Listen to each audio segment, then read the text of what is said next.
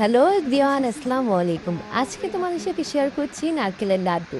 প্রথমেই নিয়ে নিচ্ছি নারকেল, দিয়ে দেব পরিমাণ মতো চিনি।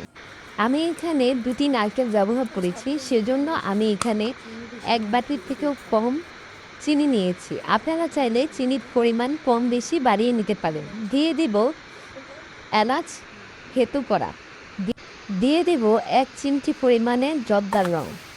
এবার সকল উপকরণ ভালোভাবে মিশিয়ে নিয়ে আমি দিয়ে দেব কড়াইতে। কড়াইতে অনবরত এটা নাড়তে হবে, না হলে এটা নিচে লেগে যায়। যখনই হাতে এটা লেগে লেগে যাবে তখনই বুঝবেন যে এটা হয়ে গেছে। এবার নামিয়ে নিয়ে হাতে সামান্য পরিমাণে তেল মাখিয়ে এটাকে লাড্ডু শেপ দিয়ে দেব। তৈরি হয়ে গেল আপনার পছন্দের নারকেলের লাড্ডু। স্বল্প উপকরণ দিয়ে এই লাড্ডু তৈরি করা যায়। আমার মাত্র 2টি উপকরণ লেগেছে। আপনারা চাইলে ট্রাই করে দেখতে পারেন।